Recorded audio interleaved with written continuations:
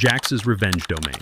They taped over my name on the reactor control room door before I even made it back from the cafeteria. 25 years of service erased with a single strip of masking tape and a handwritten nameplate that said M. Web Digital Operations Lead. The name was crooked, like everything else this kid was about to do to my plant. I'm Bob Mitchell, by the way, 57 years old. Spent 8 years in the Navy's nuclear program before another 25 keeping civilian reactors running safe and clean.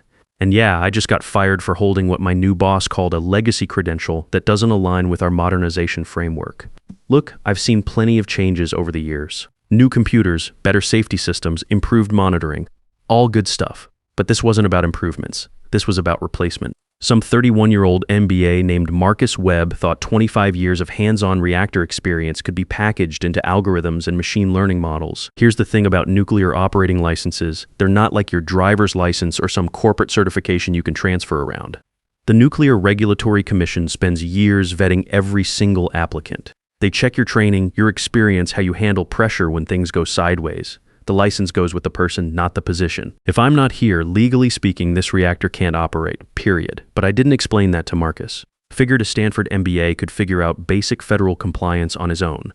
3 weeks ago, Pinnacle Energy Solutions brought Webb in as VP of Operations. Fresh from consulting work where he'd helped companies streamline legacy processes, his first day, he wore a suit that probably cost more than most folks make in a month and carried a tablet instead of the radiation-hardened manuals the rest of us used.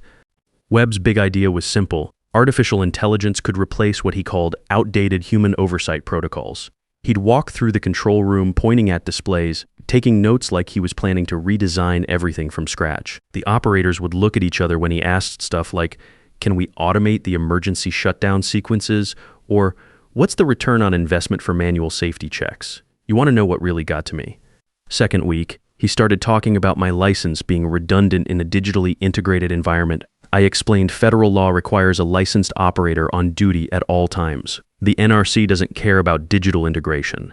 They care about someone with the training and authority to shut down a reactor when things go wrong. Webb smiled like I'd just told him we still used slide rules. Said the regulations would evolve with the technology and forward-thinking companies needed to anticipate regulatory modernization. That's when I knew this wasn't going to end well. I checked my dosimeter, old habit from the Navy days. The radiation badge sat at 0, same as always in the administrative areas. Everything running normal. Coolant pumps humming their steady rhythm through the walls. Steam generators maintaining pressure. All systems nominal. For now. Third week, he scheduled what he called a transition discussion. Been around corporate long enough to know what that means.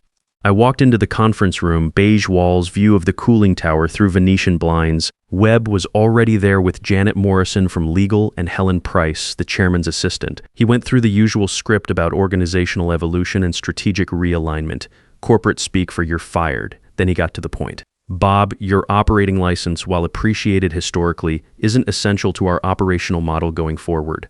We're implementing AI-driven monitoring systems that eliminate single point of failure dependencies." I checked my dosimeter again. Still 0.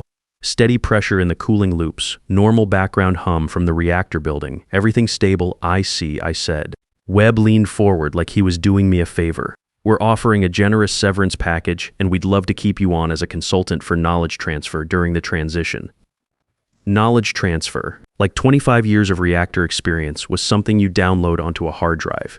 You know what's funny? I looked at Janet from legal. She was staring at her notepad like she wanted to be anywhere else. Helen had gone pale and kept glancing toward the door. They knew something Webb didn't. "When do you need my badge?" I asked. Webb looked relieved.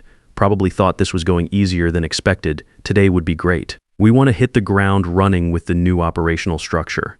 I unclipped my security badge from my belt and set it on the table next to my dosimeter. Stood up and shook Webb's hand. "Good luck with the transition, Marcus." He smiled that consultant smile. "Thanks, Bob. Really appreciate your professionalism here." I walked out of that conference room and headed straight for my truck. Didn't stop at my office. Didn't say goodbye to the operators on shift. Didn't grab the coffee mug with Nuclear Navy printed on it that I'd kept on my desk for 15 years. Sat in my truck for a minute, engine running, looking back at the reactor building. The containment dome rose against the gray sky like a concrete mountain. Steam drifted from the cooling tower in a steady white plume. Everything looked normal, peaceful, even. Then I pulled out my phone and logged into the NRC operator portal. Found my license profile. Active status, valid through next year, tied to facility license number NRC 4471B. All the certifications and renewals I'd maintained for a quarter century. Bottom of the screen was a link I'd never had reason to click before. Voluntary license revocation. I clicked it. Warning dialog popped up. This action will immediately suspend facility operating authority under 10 CFR 50.54. All associated reactor operations must cease pending assignment of qualified replacement operator. Notification will be automatically sent to NRC Regional Office and Facility Management. I hit confirm screen refresh to a simple message. License revocation processed, confirmation number NRC Rev 4471 B 2024-1127. That was it. 25 years of federal certification gone, and with it Pinnacle Energy's legal authority to operate a nuclear reactor. Drove home to my little ranch house about 10 miles from the plant. Made myself a sandwich, opened a beer, sat on the back porch. My phone started ringing around 3:30. Webb's number, let it go to voicemail. Rang again. Janet from legal. Voicemail, then Helen Price called that one. I answered. Bob, her voice was tight. Mr. Caldwell needs to speak with you. Can you come back in? I'm retired, Helen. Bob, please, there's a situation. The NRC called. Something about your license. What about it? They said it's been revoked. That can't be right, can it? I took a sip of beer, checked my watch out of habit. 3:47 p.m., shift change would be starting soon. Seems right to me. Silence on the other end. Then, Bob, they're saying we have to shut down the reactor immediately. Like right now, federal agents are on the way. Sounds like a problem for Marcus and his AI system. Bob, this isn't funny. The chairman is asking who authorized the license change. Nobody authorized it, Helen. I revoked it myself. It's my license. Long silence. You can't do that. Actually, I can. Federal regulations. Licensed operator has the right to voluntary revocation anytime. But the plant will be shut down until the NRC certifies a new operator. Could take months, maybe a year or two, depending on how long it takes to find someone qualified. I could hear voices in the background shouting, someone asking where the hell I was. Bob, please, can we fix this? Can you come back? Helen, I appreciate you calling, but you can't just unrevoke a federal license. The NRC doesn't work that way. Hung up, turned off the phone. Next morning, drove past the plant on my way to the hardware store. 3 NRC enforcement vehicles in the parking lot. 2 state police cars, couple of black SUVs that probably belong to federal investigators. Yellow tape across the main entrance, like a crime scene. The reactor had been scrammed at 4:17 p.m. the previous day, according to the emergency broadcast on local news. Routine shutdown for regulatory compliance, they called it. News anchors seemed confused about why a shutdown would need federal agents and police tape. Bought some wood stain and headed home. Had a deck that needed refinishing. Phone had 37 missed calls when I turned it back on that evening. Webb tried 14 times. Janate from legal, 8 times. Helen, 6 times. Rest were numbers I didn't recognize, probably reporters. One voicemail caught my attention. George Caldwell, chairman of the board, his voice was calm, measured the kind of tone you use when you're trying real hard not to scream. Bob, this is George Caldwell. I think there's been a misunderstanding here. I'd like to talk with you as soon as possible about resolving this situation. Please call me directly. Deleted it. Second voicemail was Webb. He sounded different, panicked. Bob, look, maybe we moved too fast on the transition. The NRC is saying they need you specifically to restart operations. Something about continuity of oversight. Can we talk? I think we can work something out here. Deleted that one too. By the 3rd day, the story had made national news. Nuclear plant shut down after key operator fired was trending on social media. The NRC issued a statement about ensuring proper operator certification protocols and investigating potential safety violations. Webb got fired on day 4, escorted out by security, just like I was, except his escort included FBI agents asking questions about regulatory compliance and potential criminal negligence. Markets weren't happy either. Pinnacle Energy stock dropped 47% in 3 days. Company was hemorrhaging about $3 million per day in lost power generation revenue, plus penalties for failing to meet grid delivery contracts. Local news kept running the same footage. Aerial shots of the cooling tower with no steam, empty parking lots. Federal agents in hard hats walking around the reactor building. They interviewed neighbors who said they'd never seen anything like it. Some lady from town said she was scared there might be radiation leaks. Had to laugh at that one. Reactor was stone cold. Safest it had been in decades. Day 5, George Caldwell himself showed up at my front door. Gray hair, expensive suit, but he looked like he hadn't slept all week. "Bob," he said when I opened the door, "we need to talk." Invited him in, made coffee. We sat at my kitchen table like old neighbors. Caldwell had been with Pinnacle for 12 years. Good man mostly. "Just listen to the wrong people sometimes. I'll cut to the chase," he said. "Webb screwed up bad. I should have read your license status reports more carefully before approving his organizational changes." I sipped my coffee and waited. Dosimeter on the counter next to the sugar bowl, reading 0 like always. House was quiet except for the refrigerator humming and the old clock on the wall ticking away the seconds. The NRC wants a full audit before they'll consider licensing a new operator. 6 months minimum, maybe longer. We're looking at $200 million in losses plus federal fines, plus potential criminal charges if they determine we operated with inadequate safety oversight. That's rough, George. "Bob, I'm asking you to come back. Full reinstatement, salary increase, whatever it takes." I set down my coffee mug, checked my dosimeter again, even though it was sitting on the counter reading 0. "Old habits die hard, can't do it, George." His face went white. "What do you mean? Once you revoke a license, you can't just unrevoke it. The NRC requires complete recertification, background check, psychological evaluation, technical examination, the whole 9 yards. Same as if I was applying for the first time." "How long does that take?" "For someone with my experience, maybe 8 months if everything goes perfectly. Could be longer if they find any issues with the circumstances of the revocation." Caldwell stared at me. You could see the math running in his head. 8 months times $3 million a day, plus the audit costs, plus the federal fines that were probably coming. You knew this would happen. I knew Webb didn't understand federal nuclear regulations. You could have warned him, could have. But he was the expert on digital transformation and regulatory modernization, figured he had it covered. Caldwell stood up slowly, looked older than when he'd walked in. "Bob, you've destroyed this company." "No, George, you destroyed it when you let a 31-year-old MBA with 0 nuclear experience fire your only licensed operator." He walked to the door, then turned back. "Was it worth it? All those jobs lost? All that money?" I thought about Webb with his tablet and buzzwords, dismissing 25 years of nuclear safety experience as legacy thinking. Thought about the reactor operators who'd spent careers learning to read the subtle signs of system stress, being told they could be replaced by algorithms. "Ask me again in 8 months, I said. Caldwell left without another word. I finished my coffee and went back to staining my deck. Local news was calling it the Pinnacle energy crisis now. Webb was reportedly under federal investigation. The NRC had launched a formal review of industry licensing practices. Stock was still tanking, down 52% by the end of the week. You want to know the best part? Day 6, some hotshot lawyer from DC showed up at the plant trying to argue that the shutdown was procedurally invalid because I wasn't officially terminated when I revoked my license. Spent about 10 minutes explaining corporate employment law to a federal judge before getting laughed out of court. Federal law doesn't care about corporate procedures. Nuclear license belongs to the individual, not the company. Judge ruled the shutdown was not only valid but mandatory under federal safety statutes. Week 2, the media circus really ramped up. CNN sent a crew to film outside my house. I didn't talk to them, but my neighbor did. Said I was the most boring neighbor ever and always kept his yard real nice. Not exactly the villain story they were looking for. Meanwhile, Pinnacle was bleeding talent. Senior operators started jumping ship for jobs at other plants. Can't blame them. Nobody wants to work for a company that fires nuclear experts for having outdated skill sets. Webb's replacement lasted exactly 3 days. New guy took one look at the federal investigation, the NRC audit requirements, and the complete lack of qualified operators, then submitted his resignation. Smart move. The real kicker came week 3.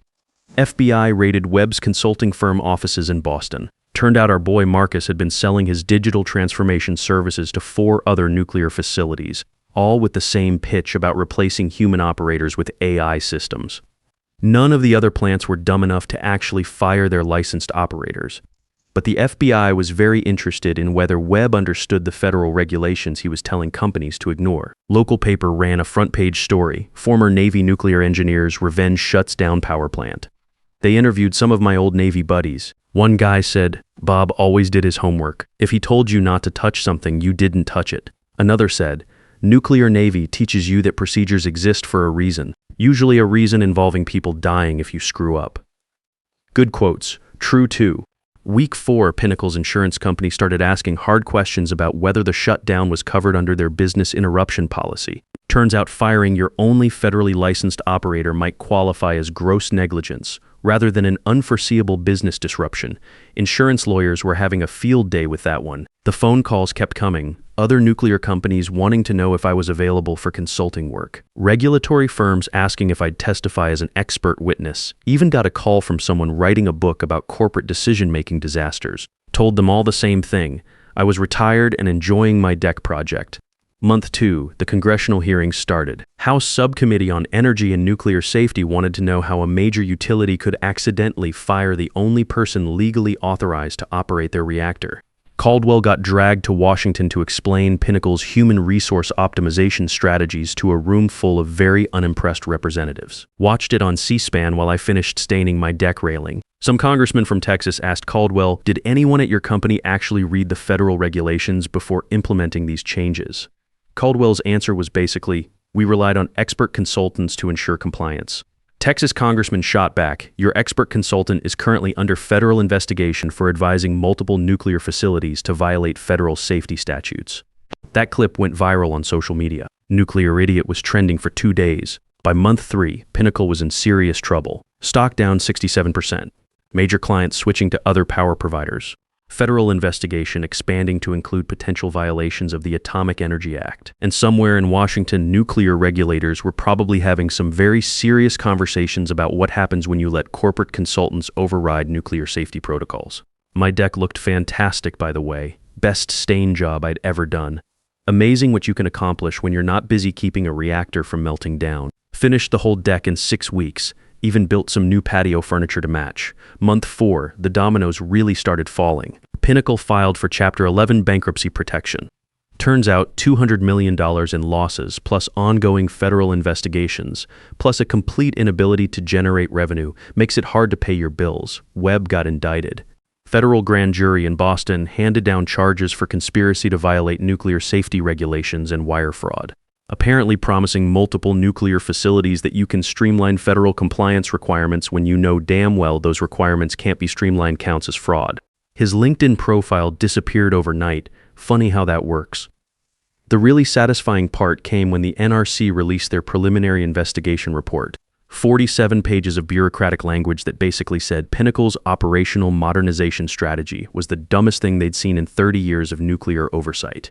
My favorite quote, "The dismissal of the facility's sole licensed operator represents a fundamental misunderstanding of federal nuclear safety statutes that borders on willful negligence."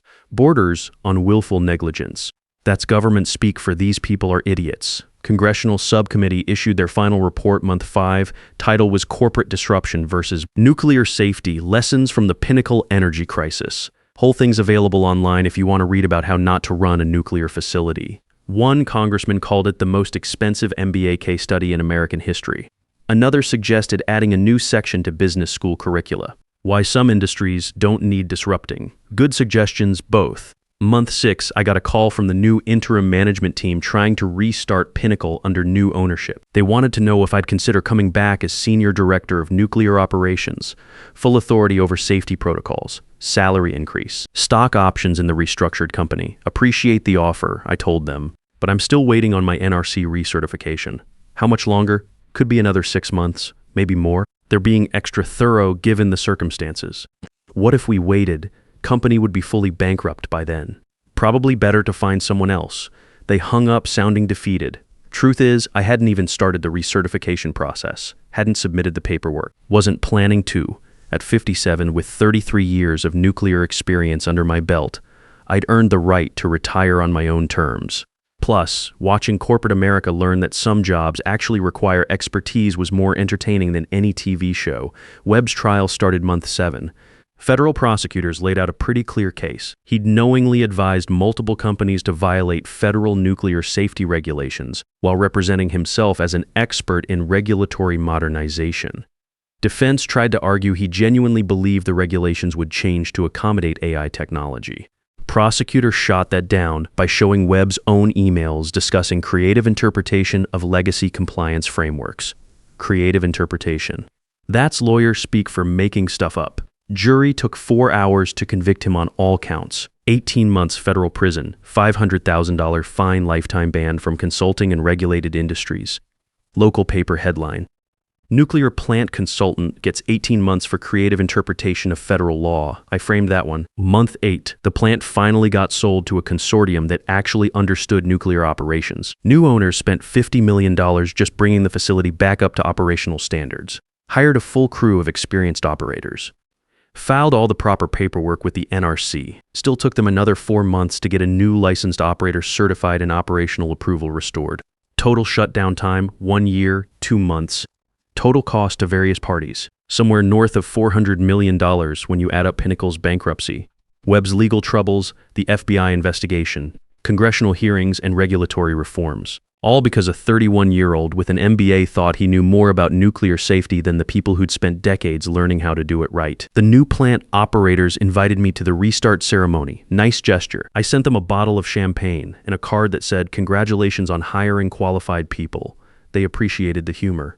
These days, I keep busy with woodworking projects and the occasional consulting call from nuclear facilities that want advice on change management in regulated environments. Basically, companies asking how to modernize without accidentally firing the only person keeping them legal. Standard advice: read the regulations first, ask questions second, fire people third. Amazing how many places get that order backwards. Got a new hobby too, ham radio. Turns out former nuclear operators have pretty good technical backgrounds for radio work. Plus, it's nice having a communication system that doesn't depend on corporate IT departments. Webb's out on parole now, working at his brother-in-law's insurance agency somewhere in Ohio. Heard he's not allowed to use the word optimization in any professional context. Court order seems fair. Thanks for listening, folks. Sometimes the most dangerous words in any workplace are "we don't need you anymore," especially when the person saying it doesn't understand what you actually do. Look, I know plenty of you watching this have dealt with the same thing. New management comes in, starts throwing around buzzwords about efficiency and modernization, decides your experience is outdated thinking. Maybe you're not running a nuclear reactor, but the principle's the same. They don't know what they don't know, and they're too arrogant to ask. Here's what I learned: sometimes the best response isn't arguing or explaining. Sometimes it's just stepping back and letting them find out what happens when they remove the thing they thought was unnecessary. Reality has a way of teaching lessons that PowerPoint presentations can't. Hit that subscribe button if you've ever been underestimated by someone in a suit who confused job titles with actual knowledge. And remember, the atoms don't care about your MBA. They only care about the person who knows how to keep them under control.